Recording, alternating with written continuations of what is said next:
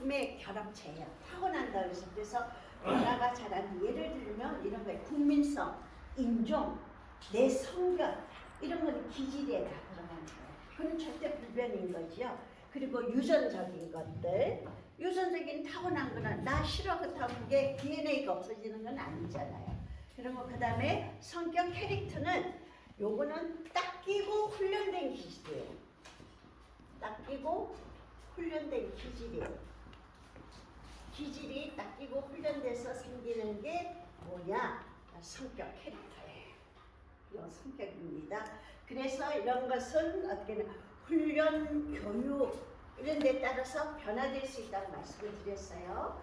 요게 인간성을 세 가지로 나누면 이런 겁니다. 그리고 세 번째로 인격은 우리가 뭐냐, 그 사람의 퍼스널리티가 어떠냐 이렇게 이야기를 하는 겁니다.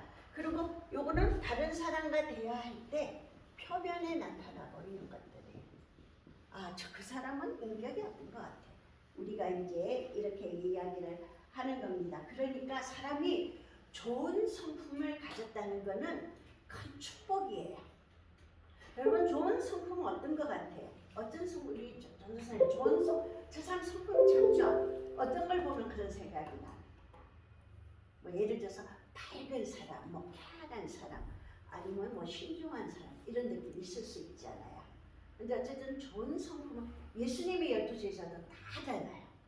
그래서 천국 가면 12지파라는 것이 계시록에 보면 그 성향대로 나누어진다고 그럽니다. 그래서 참고로 여러분이 말씀드리면 우리가 성령의 9가지에다가 용기, 정지, 겸손에서 12가지가 되면요, 그거를 소집단이 이렇게 모였을 때 그거를 가지고 예를 들어서 이제 청년들이 우리나라에서 기도회를 하고 어떤 이부 순서를 가진다. 그러면 이런 식으로 여러분이 활용을 해보셔도 돼요. 이렇게 동그라미에 여기에 뭐 사랑, 희라, 그리고 화평, 12가지 이름을 쫙 다 써요. 쓰고 여기에 누구누구 이름을 씁니다. 그래서 각 사람이 하나씩 가지고 거기 앉은 사람들에게 쫙 돌리는 거예요. 그러면 예를 들어서 박경애 이게 딱 써 있어요. 이게 우리 목사님께 갔어요. 그럼 목사님이 저를 볼 때 저는 12가지 중에 어떤 게 좀 많이 있더라. 그런 부분에 색칠을 이렇게 해주시는 거예요. 그래서 한 바퀴를 딱 돌고 돌아오면 본인에게 가면 본인이 볼 때 자신이 모르는 자기의 모습. 아, 나는 온유한 부분이 내가 좀 많이 있구나. 사람들 보기에. 또 어떤 거 보면 나는 충성적인 부분이 많이 있구나. 자기를 이해하는 데 도움이 되고, 소그룹이 모였을 때 활동, 어떤 우리가 수련회를 갔다든가 그럴 때 하면 재밌어요. 학생부에서도 재밌고, 그리고 교회에서 차례할 때 여성교회에서도 재밌습니다. 그런 건 여러분이 이제 참고로 알아두시고요. 그래서 사람이 큰 좋은 인간성을 가졌다, 좋은 성품 가졌다는 걸 큰 축복이라고 할 수 있습니다. 그리고 근데 그거를 가지려면 뭐가 필요할까요? 우리가 내가 그게 좀 덜 되어 있다는 거는 훈련 필요합니다. 여러분이 여기 학교에서 오는 이유는 뭐예요? 지식적인 것만 배우려면 이게 통신으로 들어도 되지요. 달달한 지식적인 거는. 그런데 신학교라는 거는 그렇게 아니에요. 훈련이 필요한 거예요. 그래서 제가 학생들에게 여러분 빨리 졸업하려고 애쓰지 마세요. 그게 지식적인 거는 머리 좋은 사람 빨리빨리 할 수 있지만 하나님의 말씀은 여러분이 그 성경 말씀을 잘 외운다고 좋은 게 아닙니다. 그거를 10개를 배워서 내가 하나를 실천하느냐, 실천하는 게 더 중요한데, 실천하려면 내가 변화가 돼야 실천할 수 있는 거죠. 내가 머리에서 안다고 몸이 따라주는 거는 아닌 거거든요. 그렇기 때문에 왜 그 시간을 들어서 학교를 와서 해야 되냐? 훈련이야. 그것도 훈련입니다. 내가 훈련된 자가 돼서 갖춰져야 다른 사람들도 같이 지도자가 될 수 있고 함께 더불어서 나갈 수 있는 게 아니겠어요. 그래서 훈련이라는, 그래서 군인들이 군대 가면 남자들이 훈련 기간이 꼭 필요하잖아요.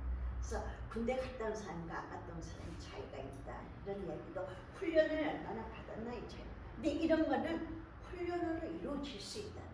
내가 기질이 정말 안 좋아. 그러나 훈련을 통해서 내가 성격과 인격이 달라질 수 있다는 거. 그래서 저 사람 뭐야? 이건 뭐야? 아까 우리가 했던 선입관을 가지고 그 사람을 우리가 이렇게 그 사람을 판단해 버리는 거야. 판단은 우리에게 그게 없어요. 그러니까 너희가 판단하는 그 판단을 인해서 마태복음 우리가 판단을 받을 것이라고 그랬어요. 그게 불의를 행하는 거라고 그랬거든요. 그러니까 믿음에 관한 거나 이런 거는 주님께 맡겨놓고 우리는 그 사람의 장점을 도와주고, 단점이 있을 경우는 계시록 2장 3장에 보면은 소아시아 7교회 주님께서 말씀을 주신 내용들이 있는데 그 내용 순서가 있어요. 처음에 얘기는 꼭 칭찬하셨어요. 칭찬하고 그다음 나중에 책망은 나중에 제외돼요. 우리가 칭찬을 들으면 그래서 우리가 사람을 대할 때도 그 사람 좋은 점을 막 얘기해요. 하고 나중에 뭔가 좀 요건 요래 좀 제일 마지막 좋은데 요것도 이렇게 해주면 얼마나 좋을까요? 이러면 기분 나쁘게 거의 받아들이지 않습니다. 그리고 그분의 자존감도 지켜주면서 하는 거니까 이런 거를 우리 상담에서는 I 메시지라고 그러는 거거든요. 상담, 그러니까 나의 메시지, you 메시지, 너는 나빠 이러는 건 you 메시지고요.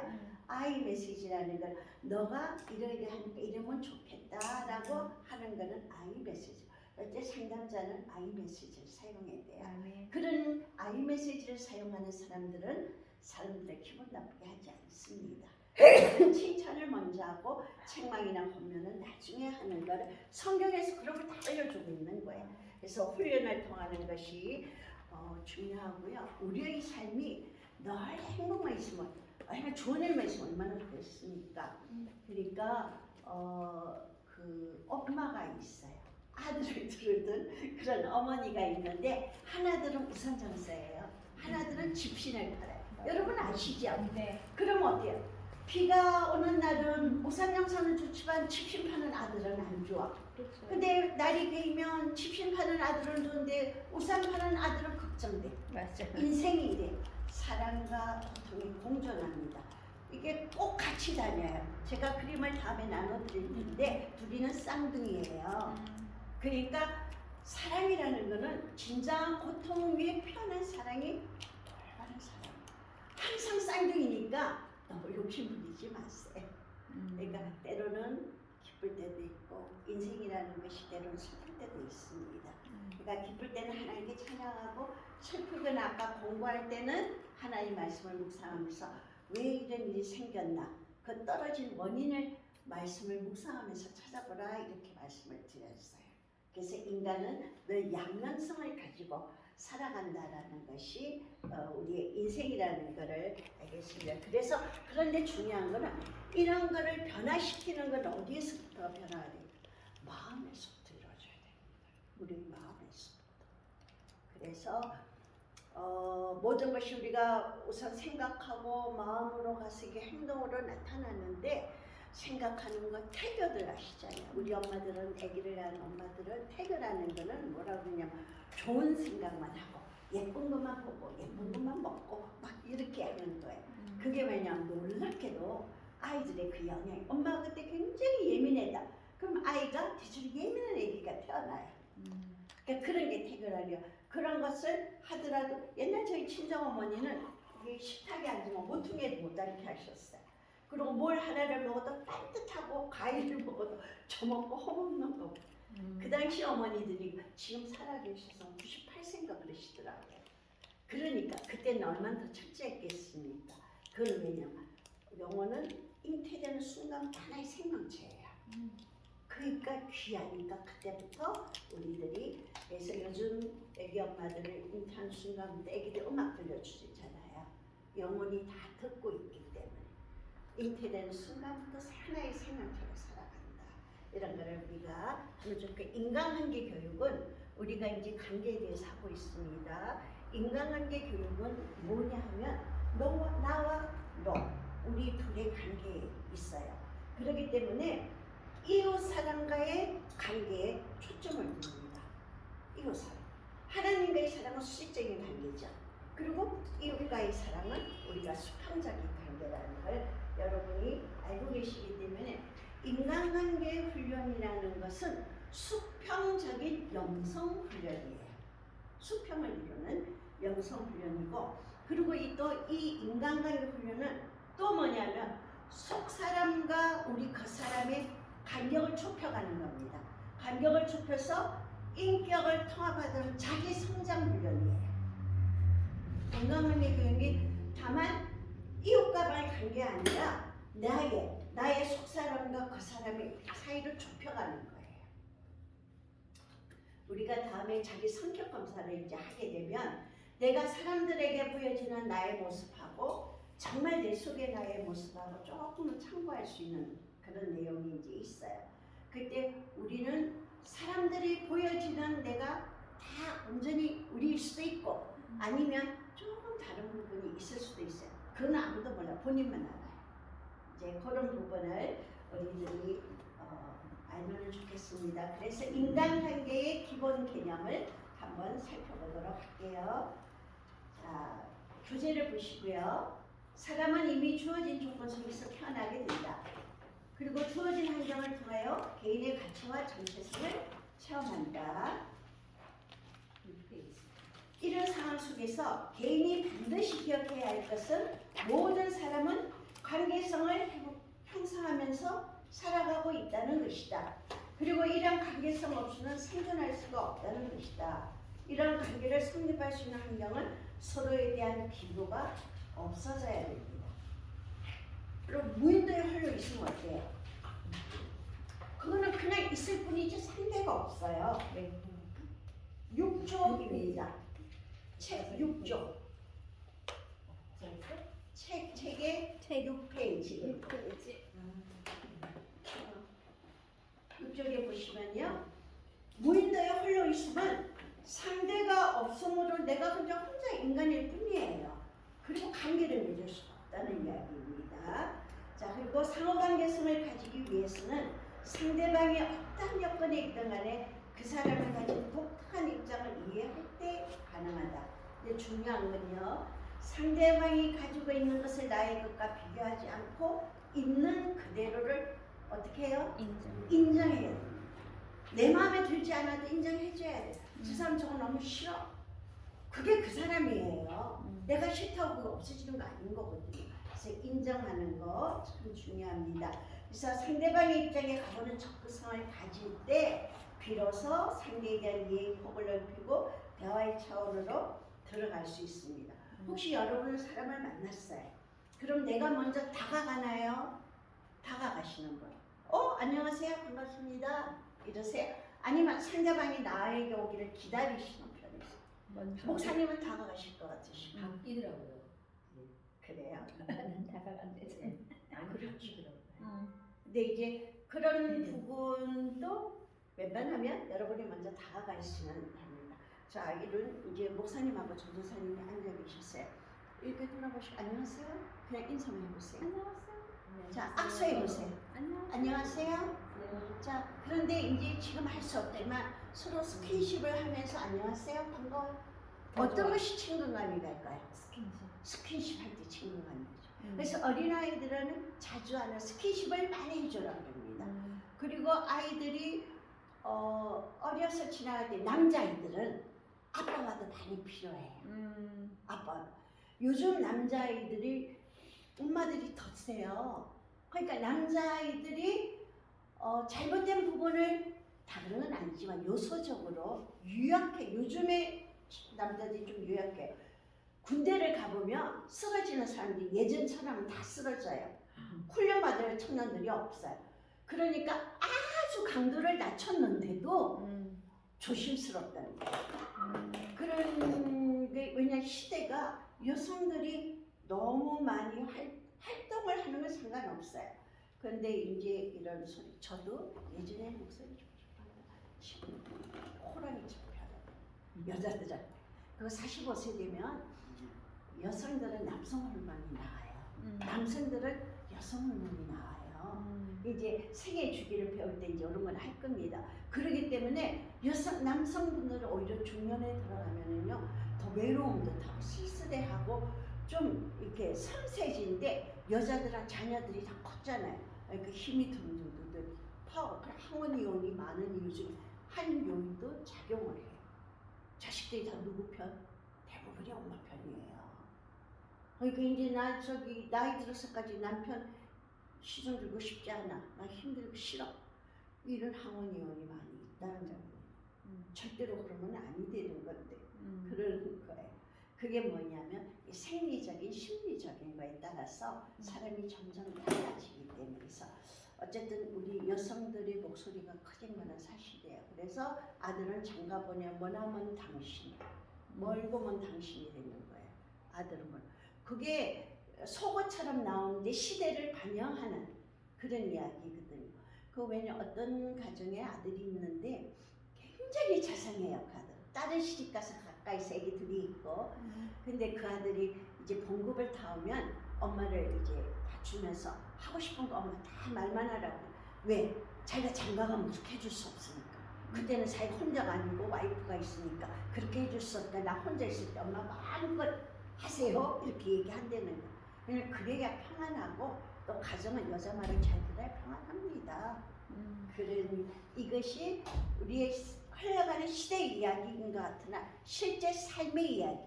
우리가 많은 이야기를 듣고 많은 공부를 해요. 해도 그게 삶 속에서 적용이 안 되고 머릿속에서만 살아있는 거는 소용이 없어요.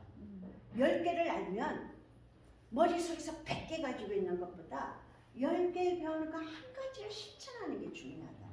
특히 우리 그리스도인들은 그런 겁니다. 그래서 그런 것이 어디에서 특히 우리 삶은 혼자 살 수 없기 때문에 관계에서 많이 나타난다. 그리고 무인도에 혼자 살면 내가 살아있으나 관계가 없어요. 그냥 홀로 사는 것뿐이에요. 그런 이야기이고요. 그래서 상대방을 있는 그대로 인정이 동그랗게 사람들에게는 본능적으로 두 가지 욕구가 기본적으로 있어요. 하나는 사랑받고자 하는 욕구. 사랑하고자가 아니라 사랑받고자 하는 욕구와 인정받고자 하는 욕구가 누구에게나 기본적으로 있습니다. 그렇기 때문에 상대방에게 인정을 받을 때 아는 척을 해줄 때 내가 마음이 오픈이 돼요. 마음이 오픈이 돼야 다가갈 수 있거든요. 그리고 나와 너 사이의 진정한 대화를 위해서는 자신을 완전히 열어서 공개하려는 노력이 있어야 한다.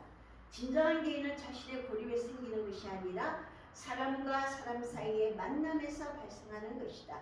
마틴 부버는 이러한 사람과 사람 사이의 진정한 만남을 가능케 하고 대화를 열어주는 것은 모든 인간의 모임과 대화에 함께하는 깊은 차원에 머물고 있는 하나님의 현존으로 인해 가능하다고 한다.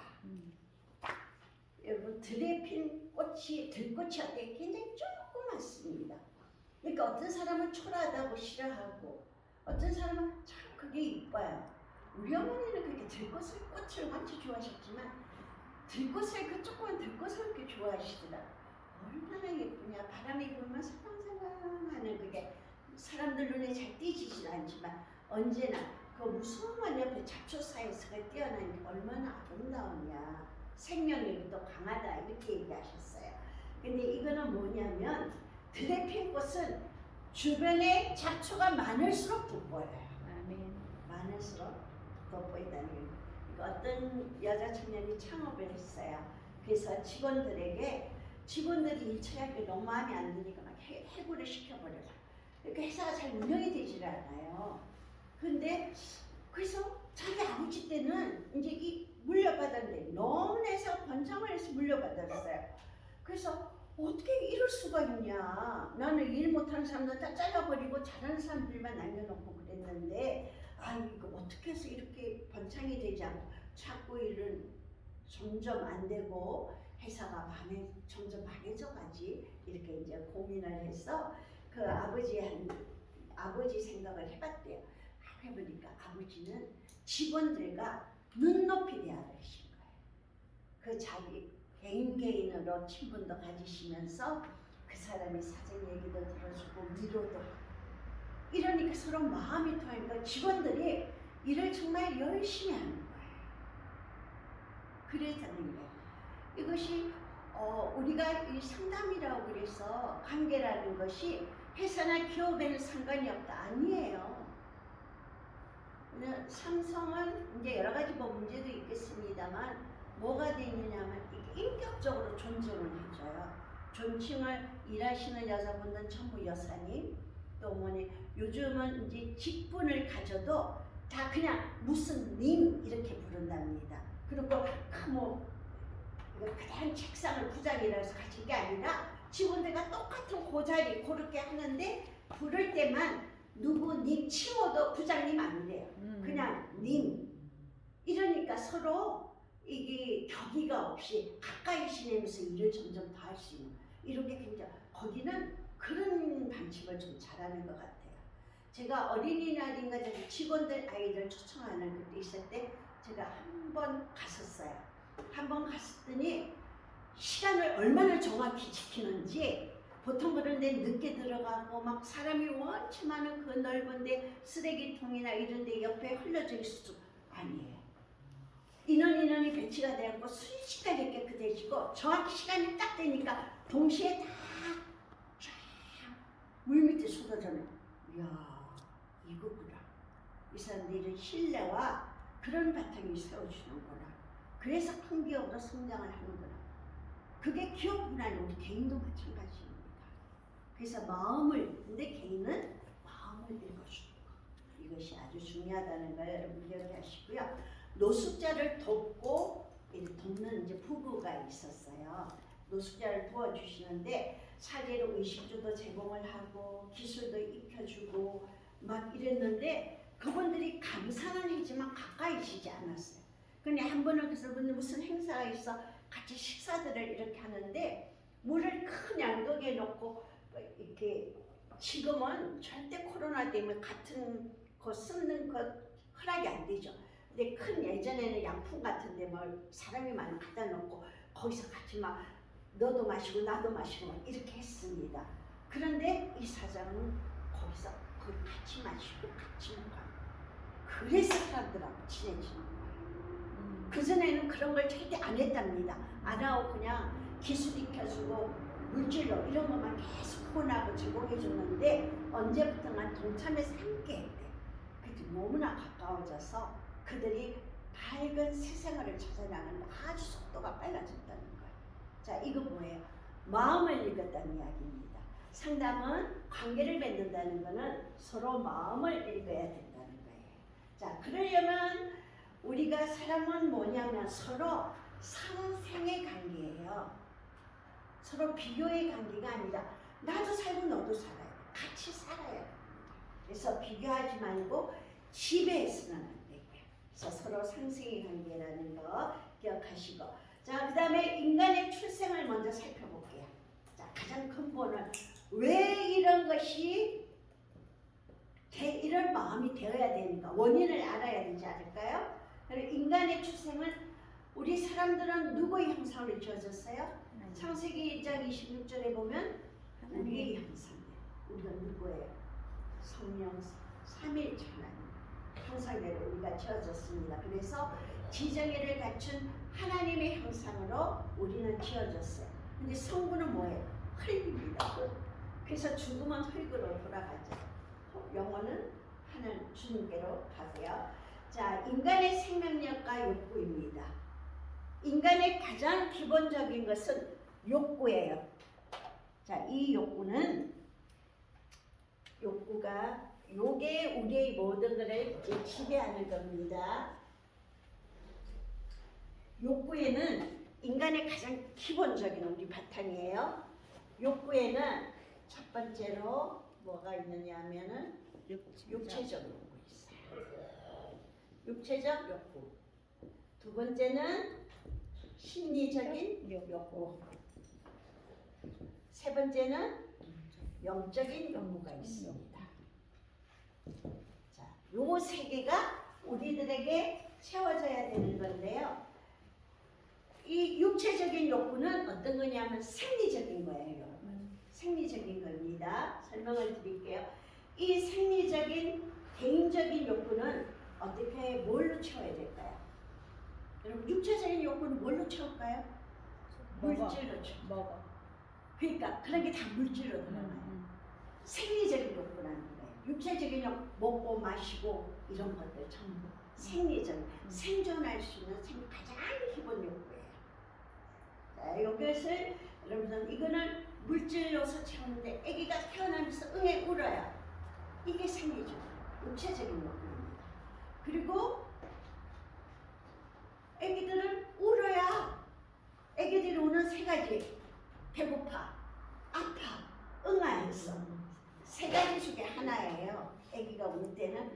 가장 기본적인 거 아닙니까?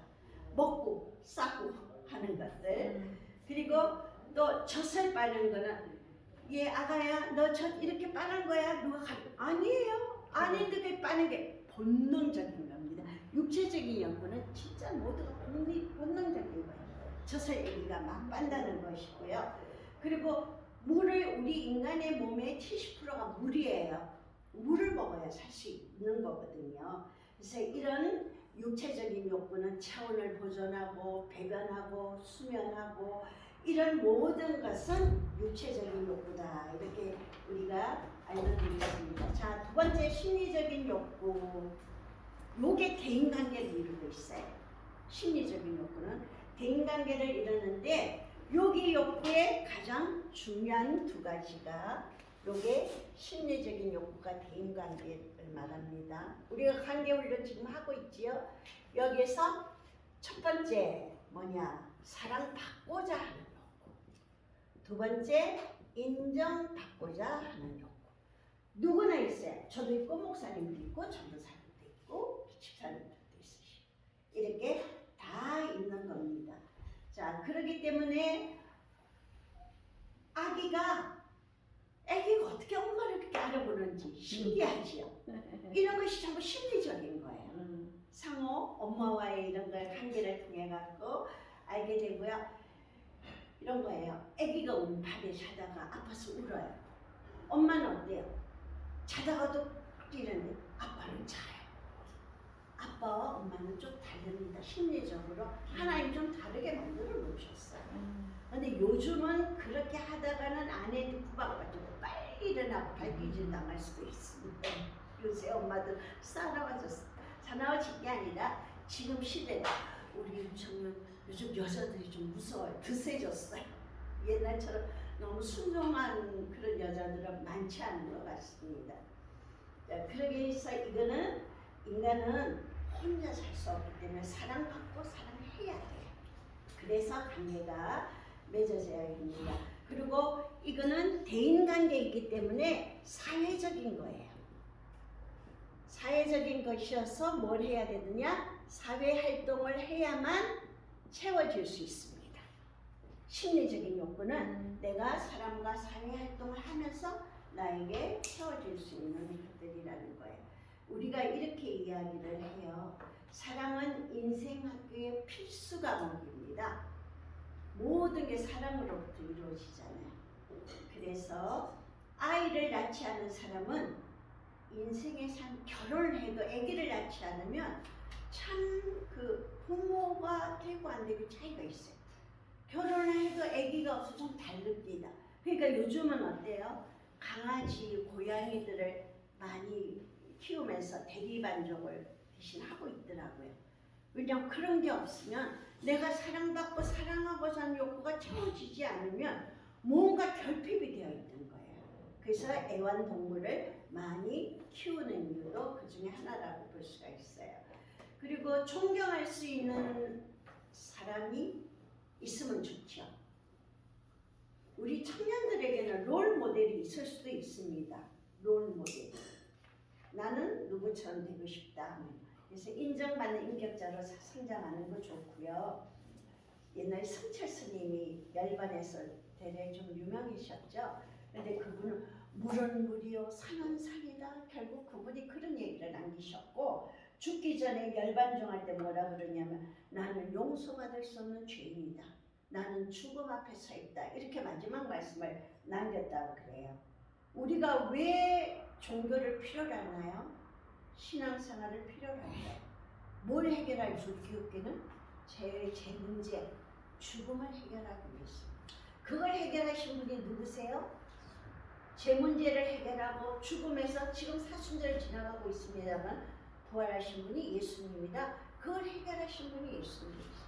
예수님 십자가에서 그냥 돌아가셨으면 아니에요. 그걸 부활하셨기 때문에 대제사장이 되는 자격을 얻으셨고 그로 인해서 우리가 대제사장을 통해서 준비된 속죄은총을 의지하여 용서받고 천국 가는 길을 열린 거예요. 그래서 죄와 죽음을 이길 수 있는 그런 지도자가 필요하다는 거예요. 자, 세 번째는 영적인 욕구. 영적인 욕구는 말 그대로예요. 누구로만 채울 수 있을까요? 예수 그리스도로만 영적인 욕구는 채울 수가 있습니다. 우리가 나는 뭔가 막 고민할 때가 주로 언제예요? 사춘기가 되면서 이제 자기 정체감 때문에 혼란이 오면서 나는 뭔가 이렇게 이제 고민을 본격적으로 하기 시작하게 됩니다. 자기 정체성을 찾아가느라고. 그때 이 정체감의 위기가 오면서 그랬을 때 비행기가 나는 미국을 갈 거야. 그럼 목적지가 분명하고 거기 가는 길을 알아야만 갈 수 있는 거죠. 그러니까 우리 인간들도 내 종착점이 어딜 것이다. 그 사도 바울이 그랬잖아요. 우리가 달리기를 할 때도 목적을 향하여, 목표물을 향하여, 표대를 향하여 나아가야 된다고 이야기를 했습니다. 영적인 욕구는 우리들의 목적지가 분명해야 된다는 거예요. 그래서 사람들은 영적인 욕구에 허덕이게 되니까 요새 현대인들이 전생에 관심을 가지고 있고요. 그리고 현대가 합리주의, 신비주의에 많이 빠져들고 있습니다. 그런 건 기독 베이스는 아니라는 걸 여러분이 기억하시고요. 근데 그 차이는 이게 뭐냐 하면 우리가 삶이 이렇게 도표를 그리자면 우리가 여기가 이상이에요. 자기의 이상. 여기가 이상의 세계예요. 근데 우리의 현실은 지금 여기에 있어요. 현실과 나의 이상이 맞지 않죠. 요 차이점이 있잖아요. 요거 갭이 생겨서 우리들의 영적인 욕구가 갈등을 느끼게 돼요. 나의 이상과 현실은 차이가 있는데 중요한 거는 이걸 좁혀가는 거예요. 영적인 우리의 이상과 현실에서만 따라주지 않는 그런 부분에 좌절을 하는 게 아니라 이 거리를 좁혀서 만나게 할 수 있는 것이 요거를 좁혀주는 거, 요 간격을 좁혀주는 것이 뭐냐? 뭘까요? 요 좁혀주는 것이 상담이에요. 여기서 현실과 이상사회에서 고민하고 아파하고 이런 것들을 어떻게 우리가 해주느냐. 그거는 셀프. 그리고 요거는 현실과 상담. 이상, 현실 간의 요 거리를 좁혀주는 것이 상담이다. 이렇게 여러분이 이해를 하면 되겠습니다. 자, 그 다음 페이지. 이거는 이 역동적인 이 불균형 때문에 요 차이가 너무 많이 나서 고민하는 사람들이 문제를 야기하게 되는 거예요. 욕구의 차이. 욕구라는 것은 기본적인 거거든요. 누구에게나 있습니다. 있는 사람이 있고 없는 사람이 아니라 누구에게나 있기 때문에 바로 이것이 불만족을 가져올 때 문제가 생기게 되는 거예요. 자, 그러면 이걸 어떻게 되냐? 주제 보시면 인간의 욕구는 현대 정신경리학의 핵심적 개념 중 하나로 심리학의 모든 개념은 이 욕구를 기초로 해서 구축된 것이다. 인간의 초기 행동은 본능적인 생물학적 욕구에 의해 결정되어진다. 성장함에 따라 타인들과 상호작용함으로 학습되어지는 동기들이 나타나게 된다. 자, 요거를 우리 욕구 단계 7단계로 나눌 수 있어요. 그 인본주의 심리학의 대표자인 메슬로우가 인간의 욕구 위기를 7단계로 이제 나누어 주고 있습니다. 그거를 오늘 한번 도표가 여러분 나와 있죠. 여기 도표를 안 내놨군요. 제가 그 그림을 못 그려갖고 그게는 컴퓨터에는 안 된 것 같습니다. 그러면 여기다 볼게요. 7단계. 여러분이 피라미드를 7단계로 나눌 거예요. 그거는 옆에 여러분들이 참고로 써놓으시면 될 것 같습니다. 자, 여기를 메슬로우의 욕구 위계 7단계. 자, 피라미드는 어때요? 위로 올라갈수록 좁아지죠? 자, 1, 2, 3, 4, 5, 6, 7. 자, 여기 메슬로우의 메슬로우의 욕구 7. 자, 가장 기본적인 것은 뭐냐면 사람들이 생존에서부터 시작해요. 쭉 여기까지 올라가게 됩니다.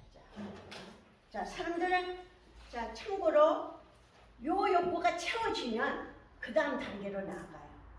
사람들은 요 단계가 채워지면 또 하나 단계로 점점 나아가게 된다는 거예요. 그러면 그 메슬로우의 7단계는 어떻게 나눠지고 있는가? 자, 첫 번째 보니까 무슨 욕구예요? 여러분 지금 생리적 욕구. 자, 생리적인 거예요. 말 그대로 생리적인 겁니다. 자, 생리적인 것은 어떤 걸까요?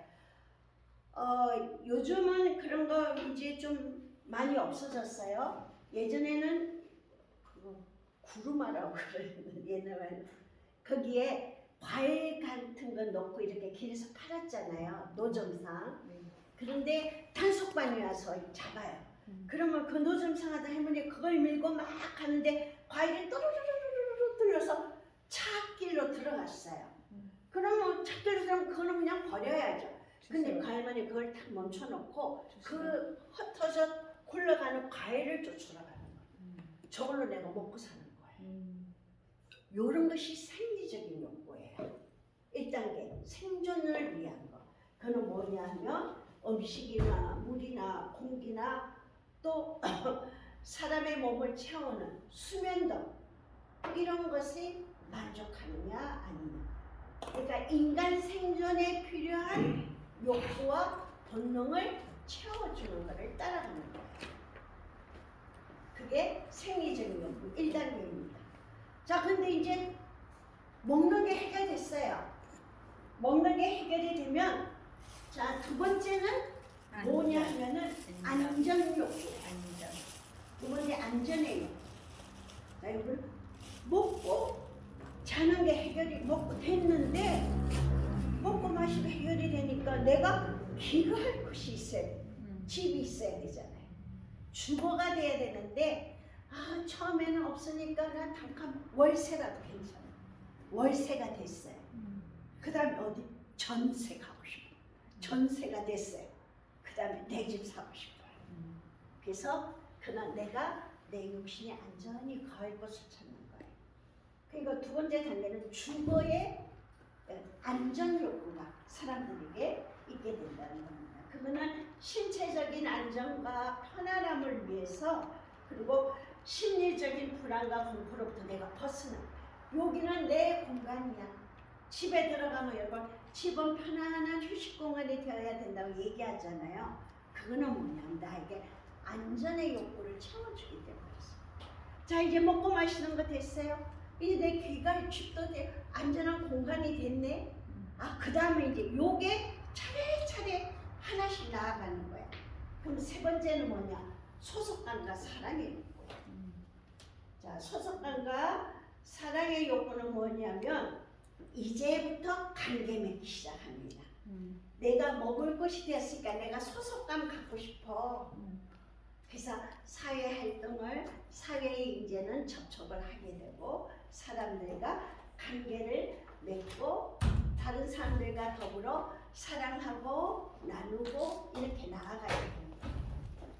자, 이것이 뭐냐면 세 번째 소속감과 사랑의 욕구.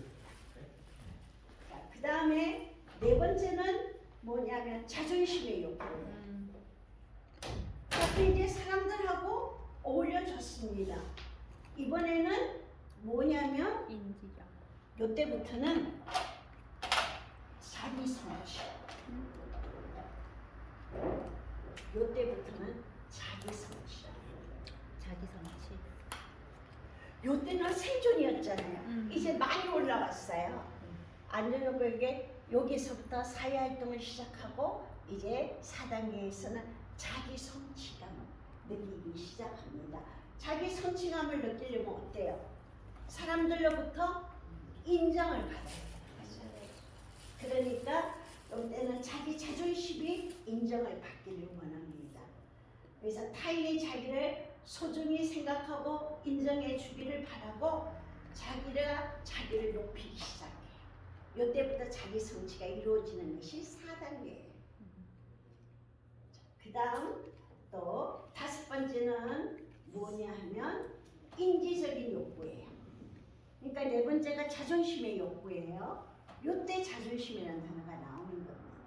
그리고 이제 5번째는 인지적인 욕구예요. 인지적인 욕구는 뭐냐면 여기 이제 사람들로부터 인정도 좀 받았어요. 그러니까 호기심을 가지고 이제 무엇을 좀 탐색하고 연구해 보고자 하고 뭔가를 새로운 걸 좀 알아보고자 하는 자기 개발이 넓어지는 거예요. 자기 개발. 5번째 단계에서 이제 그런 일이 이루어집니다. 자, 그 다음에 6번째는 심미적인 욕구예요. 그거를 하다 보니까 이제 그게 좀 자신감이 생겨요. 그럼 이게 조화를 이루고 좀 아름다움을 이루고 심미적인 것으로도 갖춰지는 것을 추구하게 돼요. 6번째 단계에서는 이제 여유가 많이 생겼습니다. 심리적인 거. 심리적. 네, 심리 아름답게 갖고 가고 자기 마음으로도 아주 흡족하고 이런 단계를 향해서 나아가게 되는 거예요. 그리고 이제 마지막 7번째 단계는 자아실현의 욕구죠. 자, 이거는 뭐냐 하면 자기의 잠재력을 개발하고 자기 완성을 향해서 나아가는 거예요. 이게 자기 완성. 자, 이게 어때요?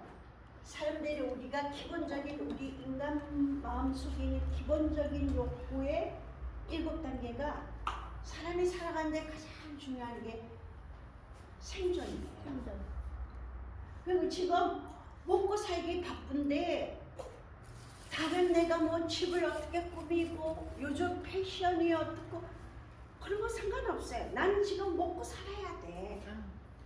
그러니까 어떤 이제 경제적으로 여유 있는 그 집들이 이렇게 모여내니까 서로 앞집들처럼 매일 커피 타임을 가지는 주부들이 그러면서 경제적으로 여유가 있으니까 그렇게 하면서 어려운 사람의 형편을 이해할 수.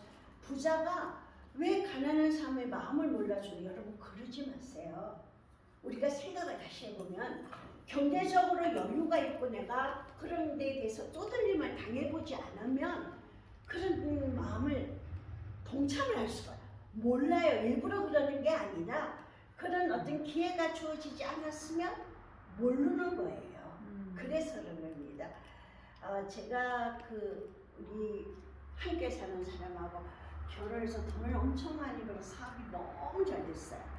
그러니까 돈이 뭐 부족하다든가 뭐 필요하면 당연히 옆에 있는 거고 근데 하나님께서 싹 걷어가시고 그게 돈이 문제가 아니라 사람들 간의 억울함과 막 이런 걸 해도 심리적으로 얼마나 마음이 불편하게 해서 근데 제 이제 고등학교 때 아주 친한 단짝 친구가 있어요.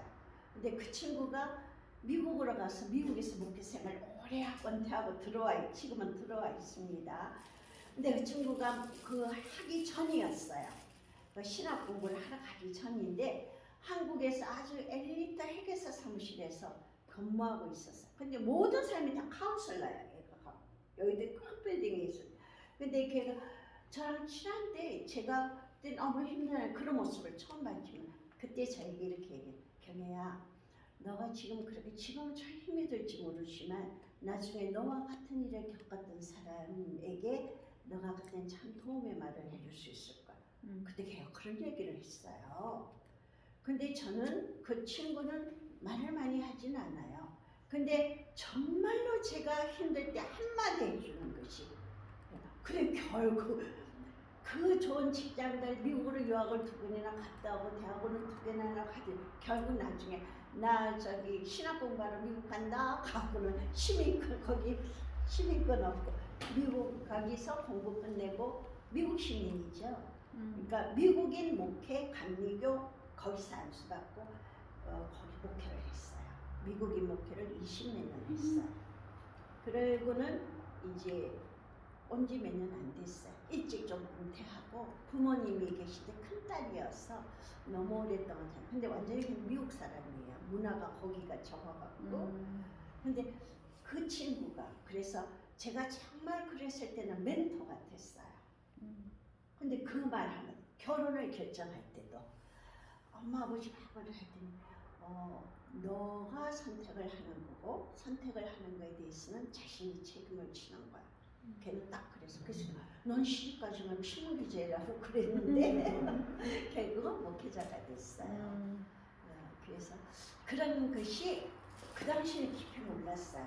근데 제가 이제 결혼해서 우리가 4년 정도 살다가 하나님께서 강제로 불러갖고 이제 다시 훈련을 애기들 어린데 이제 다시 목회기를 들어 형제들은 일찍부터 목회 뒷바라지 할 줄 알았더니 아이고 우리를 부른 거였는데 그렇게 돼서 그래서 하나님 하시는 건 아무도 모릅니다.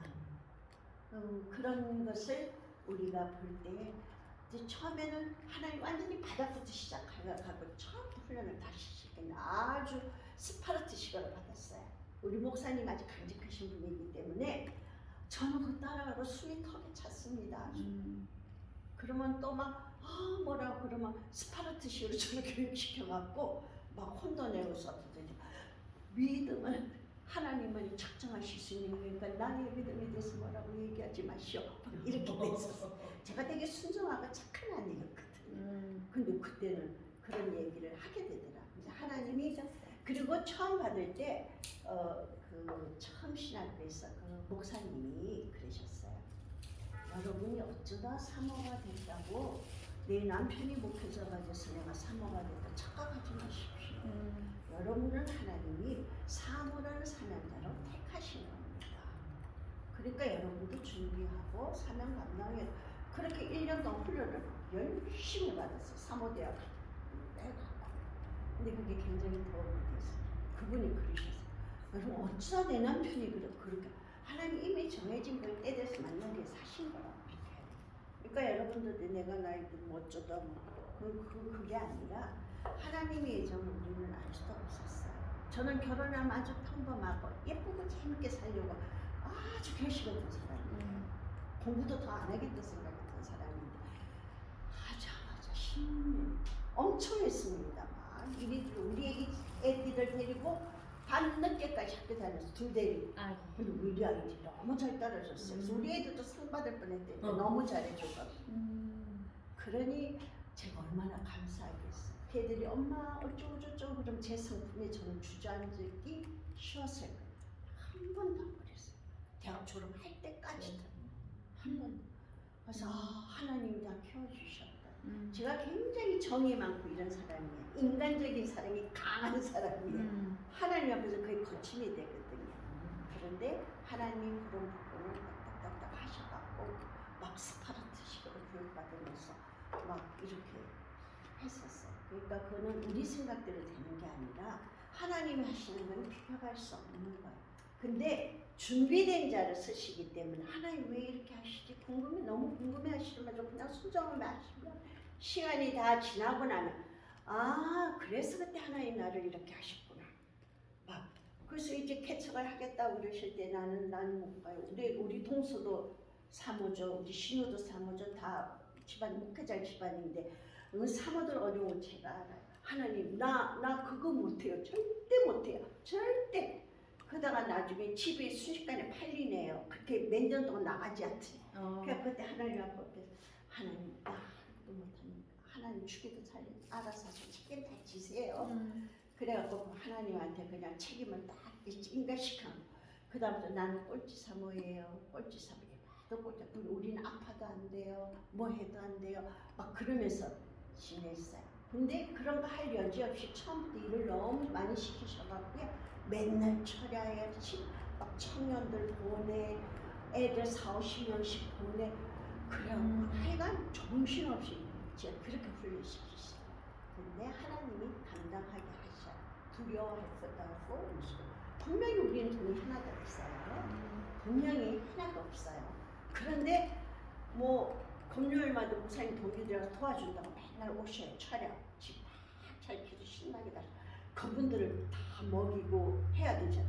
근데 막 풍성해요. 그래서 어디서 났는지도 몰라. 근데 어쨌든 하나님께서 계속 그렇게 하시는 이런 것이 제가 겪어볼 때는 뭐냐면 저는 크게 감사할 줄 모르는 사람이었어요. 별로 부족하지 않았기 때문에 필요한 건 당장 그냥 항상 있는 거. 근데 거기 가니까 조그만 것에 감사할 줄 알게 됐어요. 그래서 하나님 이런 훈련을 그러니까 그걸 5년을 시키셨어요. 그 애국적인 걸 죽이느라고 하나님께서 5년을 철야를 그냥 계속 시키시고 영적인 훈련. 저는 되게 논리적인 사람입니다. 환상 같은 거 절대 믿지 않아요. 근데 제 눈도 여시고요. 뭐 집회할 때 보면 은하수를 막 오고요. 아이들을 보내오게 되면 그 위에 아이들 그해 보내 숫자가 고구마로 이렇게 나타나서 보여주시고요. 이게 꿈인가 생신인가 저는 논리적인 사람이라 목사님 뭐라고 그러시면 우리 그때 그런 분들이 많이 있었어요. 영안영에서 그랬더니 그래갖고 제 입문을 딱 막아버리시죠. 참 신기하신 거예요. 제가 참 논리적인 사고라 그거 깨트리는데 지금도 좀 남아있어요. 그래서 가끔 목사님이 여기다 꿀밥을 놓습니다. 아이고 아직도 남았대요. 평생 남았죠. 근데 그런 모든 것도 하나님께서 필요에 따라 조절해 가시는 사실인 거예요. 그래서 이런 욕구가 참 우리가 먹고 사는 게 그러니까 여유 있는 사람들은 그 형편을 알지 못하는 게 애들이 그런 데잖아요. 우리 집에 뭐 있고 뭐 새로 산 냉장고 뒤에 숨었다. 우리 차 아빠가 BMW 샀다. 어쩌고 막 이렇게 그걸 없는 애들만 이거 우리 뭐 못 먹어서 이런 거 옛날 얘기였죠. 그러면 시켜 먹으면 되잖아. 있는 애들 시켜 먹으면 되는 건데 맞아. 얘는 먹을 게 없어서 못 먹었는데 이게 안 돼요. 그러니까 내가 거의 경험해보지 않으면 아니기 때문에 우리가 클라이언트가 오잖아요. 그러면 달라요. 근데 내 기준은 아까 뭘 가지면 안 된다고 했죠. 선입견 절대 안 된다고 그랬어요. 자기 개념을 깨트리고 객관적이 돼야 되만 상담자는 주관적으로 보면 안 된다. 그 사람의 입장을 이해해야만 관계가 맺어지고 상호 작용이 이루어지는 거예요. 누가 내 생각하고 누구 중심으로 성령님의 중심으로 사역을 해나가야 된다 말씀드렸어요. 그래서 우리 인간의 기본 욕구는 어디냐? 생존, 먹고 사는 것부터 시작해요. 먹고 사는 게 채워지면 이제 배가 좀 부르면 내가 따뜻한 곳에 자고 싶어. 따뜻한 곳에 자고 나면 내가 이제 어디 이웃과 관계를 이제 먹고 자고 입는 거 다 해결됐어요. 그럼 이제 사람들하고 어울리기 시작해요. 딱 어울리다 보니까 인정받고 싶어. 내 자존감, 내 자존심이 세워지기 시작하는 거예요. 그래서 자존감이 세워지면서 내 성취를 이루어가니까 그 다음은 다 개발적으로 뭘 또 해보고 싶은 거예요. 근데 그게 좀 더 좋게 근사하게 해나고 그 다음 마지막 되면 완전히 자기 성취까지 이렇게 자아실현이 온전히 이루어지는 우리의 욕구라는 건 끝이 없다. 완전히 이루어지기까지 가는 거다. 이렇게 이야기를 해요. 근데 조심할 거는요. 우리 욕구가 이르기 때문에 우리가 그리스도인이 아니면 끊임없이 지나친 욕심 때문에 망하잖아요. 그러니까 이런 게 있을 때마다 그리스도인은 하나님께 좀 감사하는 게 좀 중요한 거예요. 늘 감사. 이래도 감사, 저래도 감사. 그래서 범사에 감사하라는 거는 오늘 내가 힘이 들지만 저희 친정, 제 삶에 가장 영향을 끼친 사람이 누굽니까? 라고 물어보면 우리 전도사님은 내 삶의 지금까지 살아오면서 가장 영향력을 끼친 사람. 제가 갑자기 질문하면 당황되지. 목사님은 어떤 분이신 것 같아요? 내 삶에 가장 영향을 많이 끼친 사람. 끼친 사람이요? 네. 누구든지 상관없이 그 사람이 누구이든지. 내 삶에. 우리 자매님은 아직 젊으시긴 하지만. 엄마? 저는 저희 친정엄마. 저희 친정엄마가 좀 소녀 같으신 분이셨는데 일찍 가셨어요. 환갑도 못하고 그냥 가셨는데 저는 엄마를 정말 우리 현대들이 엄마를 참 많이 사랑하고 사랑을 저희가 참 많이 받았어요. 근데 그분이 늘 말씀하시는 게 인생이라는 거는 늘 행복할 수는 있고 늘 불행한 게 아니다. 행복할 때는 감사하면서 살아라. 그리고 힘이 들 때는 오늘보다는 내일은 더 나아질 수 있다는 마음으로 해라. 그리고 신앙이라는 거는 인간이 완전할 수 없기 때문에 인간의 힘으로 해결할 수 없는 게 많이 있다는 거예요. 그게 신이 할 수 있기 때문에 그래서 우리가 신을 믿잖아요. 그렇게 한 번씩 툭툭 던져주시는 말씀이 제가 지나고 생각하니까 제가 사모될 수 있었던 해서 그 일을 감당할 수 있었던 것도 그 어머니의 그런 말씀들이 내 삶을 쥐고 있었던 거예요. 사람들이 오면 어떻게 하셨냐면 꼭 세 가지를 하셨어요. 꼭 더운 밥에서 주셨어요. 그리고 꼭 갈 때 교통비를 꼭 뭘 주셔서 빈손으로 보낸 적이 없어요. 그리고 그분이 고단 우리 엄마가 온 사람들 카운셀러 어떤 날은 20명도 다녀갔어요. 우리 형제들 모든 친구들이 우리 엄마가 무슨 카운셀러예요. 어머니 배고파요. 어머 냉장고 남동생이 셋이나 있는데 냉장고 다 돼서 냉장고 탁 비워놓고 가고요. 너희가 잠깐 나 볼일 보고 있으라고 냉장고 탁 비워요. 학생들이니까. 그리고 교통비서 어머니 교통비 좀 주세요. 그리고 제 친구도 제가 학교 가고 없어져서 그러더니 어머니 저 배 아파요 좀 쉬었다. 오 한숨 자고 그러니까 따뜻한 밥에 사람이 오면 깨끗한 이부자리를 새 이부자리를 세 가지로 꼭 그렇게 하셨어요. 근데 제가 사모가 됐더니 그게 필요한 거였어요. 딱 필요한 거였어요. 그런 거를 그리고 밤늦게 다니면 안 된다 말로 하신 적 없어요. 당신이 어두워지기 전에 꼭 들어오시고 늦어지면 뭐 한다면 꼭 전화 연락을 하셨기 때문에 우리는 그냥 그게 몸에 배인 거예요. 그게 제 삶에 가장 영향을 끼친 사람이 누구냐 그러면 저희 어머니예요.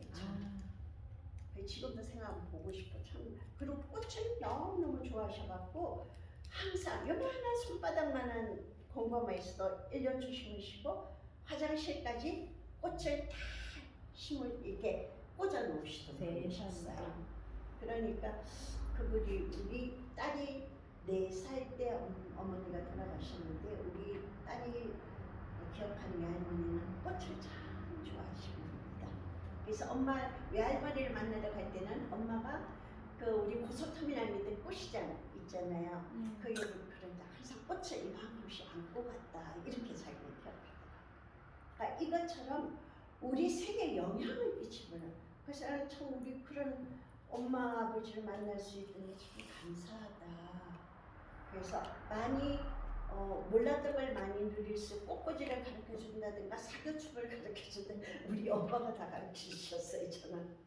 그리고 책을 문학책을 눈이 나빠지시기 전까지 다 읽으시던 분이라 그런 영향도 있고 물론 다 어머니는 가장 세상에 좋은 분이세요. 근데 저는 제게 가장 영향을 끼친 사람은 누구냐 그러면 저희 이제 친정 어머니라 그리고 저는 감사하는 마음이 되고 지금 이 나이가 돼도 이제 엄마 만나려니 가까워서 오잖아요. 그런데도 참 감사하다 이런 생각이 들어요. 자 이게 뭐냐면 우리들의 이런 욕구 속에서 이렇게 우리 생을 마감하기까지 우리 삶에 만나러 가는 사람들이 있어요. 우리와 함께 동행하는 사람들. 여러분들이 그 조직신학에서 공부를 하면 목사님이 항상 말씀하시잖아요.